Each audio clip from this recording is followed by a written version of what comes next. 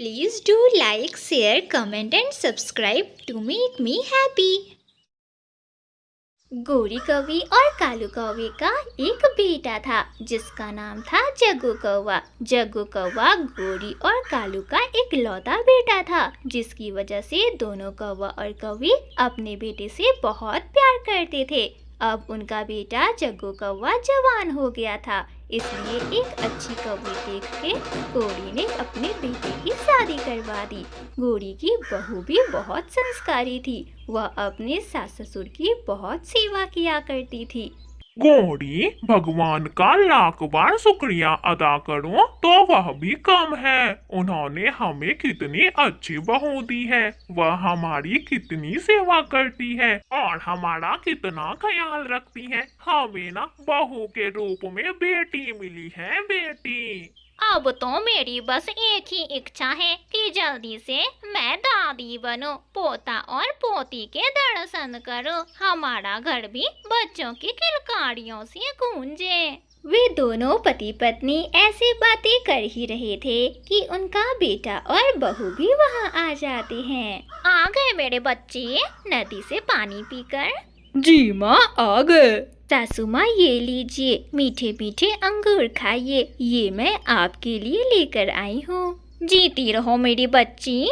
जग्गू बेटा, मैं तो यह कह रही थी कि बहू को कुछ दिनों के लिए शहर वाले जंगल घुमा लाओ, घूमे फिरेगी तो इसका दिल भी लगेगा। लेकिन सासू माँ, हम आपको अकेले छोड़कर नहीं जा सकते। बहू, हम अकेले कहाँ हैं? हमें एक दूसरे का साथ जो है। और बहू, अच्छी बात है कि तुम जाकर शहर के जंगल घूम आओ और हमें भी तो एक साथ समय गुजारने का मौका मिलेगा। कालू जी, आप भी ना, अरे बच्चों का भी तो ख्याल कर लिया करो।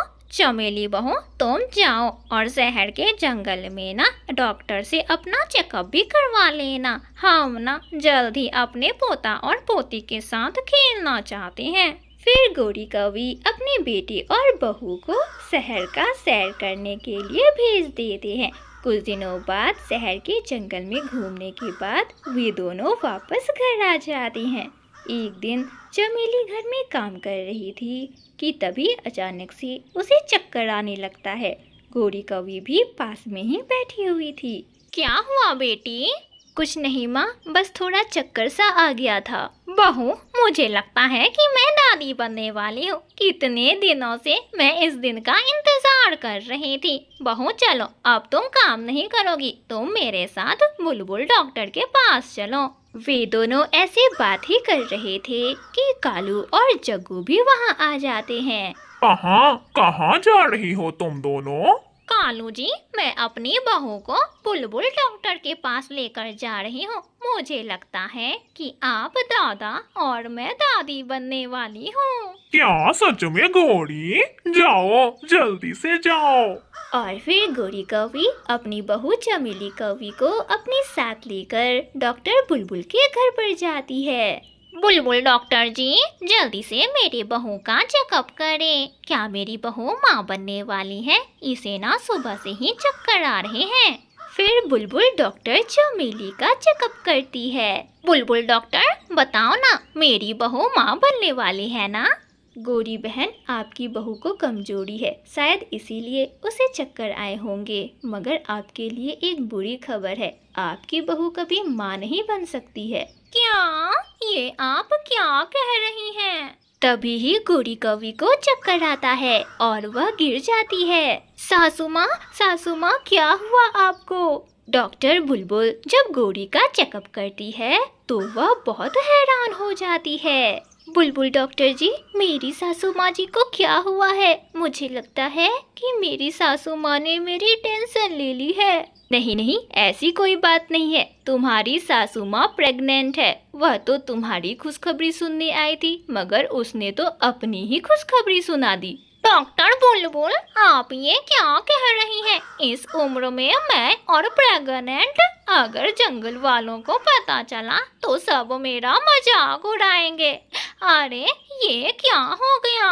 सासू माँ, आप बिल्कुल चिंता ना करें। क्या पता भगवान की यही इच्छा हो कि वे मेरी गोद इस तरह से भरना चाहते हो। हम ना इस बात को सभी से छुपा कर रखेंगे और फिर जब बच्चा आ जाएगा तो मैं बोलूँगी कि वह मेरा बच्चा है। गोरी, चमेली बिल्कुल ठीक कह रही है, मैं भी किसी को नहीं बताऊंगी। और फिर गोरी और चमेली अपने घर चली जाती हैं। गौरी, क्या सच में हमारे घर में बच्चा आने वाला है? लेकिन गोरी कौवी खामोश थी। माँ बताए ना, आप खामोश क्यों हैं? जग्गू जी, सासू माँ इसलिए खामोश है क्योंकि प्रेग्नेंट मैं नहीं बल्कि वे खुद हैं। जग्गू कौवा तो ये सुनते ही शर्म का मारा वहाँ से चला जाता है। गौरी, क्या सच में ऐसा है? अगर यह बात सच है तो हम दूसरे पक्षियों का सामना कैसे करेंगे? और फिर चमेली कालू कौवे को सारी बातें बताती है। कालू कौवा खामोश हो जाता है। इस तरह कुछ दिन गुजर जाते हैं और फिर कुछ महीने बाद उनके घर एक नन्हा कौवा जन्म लेता है। फिर गोरी कौवी जंगल के सभी पक्षियों को यही बताती है कि वह बच्चा उनके बेटे और बहू का है और फिर वे सभी परिवार हंसी खुशी रहने लग जाते हैं। दूर एक जंगल में एक चिड़िया रहा करती थी। किसी दुर्घटना में चिड़िया ने अपनी आँखों की रोशनी खो दी थी और वह अब भोजन लाने में सक्षम न थी। वह अपने घर के बाहर ही बैठ जाया करती थी और कोई नेक पक्षी आकर उसे कुछ खाने को दे जाया करता था। चिड़िया चिड़िया, मैं तुम्हारे लिए मीठा और पका हुआ आम लेकर आया हूँ। आम? मेरे लिए मीठे मीठे आम लेकर आए हो? आप तोते हो ना? तोते, आपका बहुत बहुत शुक्रिया। मुझे ना सुबह से ही बहुत भूख लगी हुई थी। और फिर तोता वहाँ से चला जाता है। उसी समय एक दुष्ट कौवा उड़ता हुआ चिड़िया के पास आता है और चिड़िया के सामने रखे हुए मीठे आम को वह उठा लेता है। चिड़िया को कौन सा आंखों से दिखाई देता था और कौवा उसके सामने एक कड़वा नीम का फल रख देता है। चिड़िया चिड़िया, मैं अभी तुम्हारे लिए जंगल से एक मीठा फल लेकर आता हूँ। कौवे भैया, अभी अभी तोता मेरे लिए आम लेकर आया था। वह मीठा आम रख कर गया है। अभी मैं आम खा लेती हूँ, आप मेरे लिए दाना लेते आना।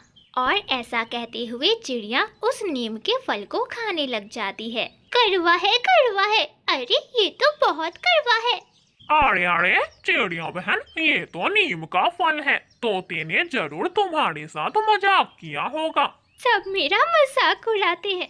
मैं आँखों से देख नहीं सकती, इसलिए सब मेरा मजाक उड़ाते हैं। चिड़िया चिड़िया, वो तोता बहुत बुरा है। तुम फिर कभी उस तोते से बात न करना। मैं भी तोते को कभी माफ नहीं करूँगी। दूसरे दिन तोता चिड़िया के पास आता है। चिड़िया चिड़िया, मैं तुम्हारे लिए पानी लेकर आया हूँ। अपना पानी लो और चले जाओ यहाँ से। मैं तुमसे बात नहीं करूँगी, तुम बहुत बुरे हो। मगर चिड़िया बहन, क्या हुआ? मुझे कुछ बताओ तो। अरे हुआ क्या है? मगर चिड़िया तोते से बात नहीं करती। दोपहर में कबूतर चिड़िया के लिए दाना लेकर आता है। वह चिड़िया को चने का दाना देता है। चिड़िया चिड़िया, मैं तुम्हारे लिए चने का दाना लेकर आया हूँ। वो तोता बहुत बुरा है। कल वह मुझे आम का फल बोलकर कड़वा नीम का फल दे गया। चिड़िया बहन, तुम चिंता मत करो, मैं हूँ ना, मैं तुम्हें हर रोज दाना दे दिया करूँगा। और फिर कबूतर जैसे ही वहाँ से जाता है कि दुष्ट कौवा फिर वहाँ आ जाता है। वह चने का दाना उठाकर उसकी जगह पत्थर रख देता है। चिड़िया जैसे ही चने के दानों को खाने के लिए चोंच वहाँ रखती है, उसे चोट लग जाती है। ये तो पत्थर है। चिड़िया, ये तो पत्थर है। ये पत्थर किसने दिया तुम्हें खाने को? क्या पत्थर भी कोई खाने की चीज होती है? ये सुनकर चिड़िया रोने लग जाती है। अब मैं किसका विश्वास करूं? कल तोते ने मुझे आम के फल की जगह कड़वे नीम के फल दे दिया और आज कबूतर, उसने कहा कि वह मेरे लिए चने का दाना लेकर आया है और वह पत्थर रखकर चला गया। चिड़िया, यहाँ तुम्हारा कोई अपना नहीं है सिवाय मेरे। कल तो मैं अपने माँ के घर चला गया था, पर आज मैं तुम्हारे लिए मीठे फल जरूर लेकर आऊंगा। और फिर कौवा चिड़िया का चनों का दाना आराम से उठाता है और वहाँ से चला जाता है। चिड़िया बेआसरा बैठी हुई थी कि तभी वहाँ जंगल की अच्छी परी आती है।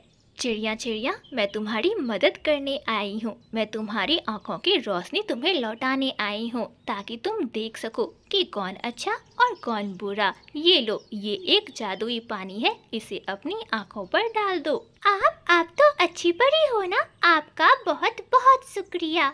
और फिर अच्छी परी वहाँ से चली जाती है। चिड़िया जैसे ही उस जादुई पानी को अपनी आंखों पर डालती है, चिड़िया देखने लग जाती है। चिड़िया तो बहुत खुश होती है। कौन अच्छा कौन बुरा मुझे जानना होगा। और फिर चिड़िया फिर से अंधी होने का नाटक करती है। थोड़ी देर बाद तोता अपने साथ एक फल लेकर चिड़िया के पास आता है। चिड़िया चिड़िया, मेरी कोई गलती नहीं है, तुम्हें जरूर गलतफहमी हुई होगी। मैं ना तुम्हारे लिए अमरूद लेकर आया हूँ, ये लो, इस अमरूद को खा लो। मैं ना बहुत दूर से तुम्हारे लिए ये अमरूद लेकर आया हूँ। इसे वहाँ रख दो तोते और जाओ। और फिर तोता वहाँ से चला जाता है। वहीं दूर बैठा कालू कौवा यह सब देख रहा था। वह पेड़ से बाहर निकलता है और चिड़िया के पास जाता है। वह मीठा अमरूद उठाता है और वहाँ एक लाल मिर्ची रख देता है। मगर आज चिड़िया अंधी नहीं थी, वह तो सब कुछ देख रही थी। चिड़िया चिड़िया, ये लाल मिर्ची तुम्हें कौन देकर गया है? ये लाल मिर्ची तो मुझे तोता देकर गया है, मगर देखो तो तुम्हारे पीछे कौन है। कौवा जैसे ही पीछे मुड़कर देखता है, चिड़िया एक डंडा उठाकर उसके पूंछ पर जोरदार मारती है। दुष्ट कौवे, मैं सब कुछ देख सकती हूँ। अच्छी परी ने मेरी आँखों की रोशनी मुझे लौटा दी है। दुष्ट कौवे, चल भाग यहाँ से, तुम बहुत बुरे हो, बहुत बुरे हो। और फिर कौवा रोता हुआ वहाँ से भाग जाता है। फिर चिड़िया तोते और कबूतर से दोस्ती कर लेती है और अपनी आगे की जिंदगी खुशी खुशी बिताने लग जाती है। प्यारे दोस्तों, अगर आपको यह कहानी अच्छी लगी तो इस कहानी को लाइक करना बिल्कुल न भूलना।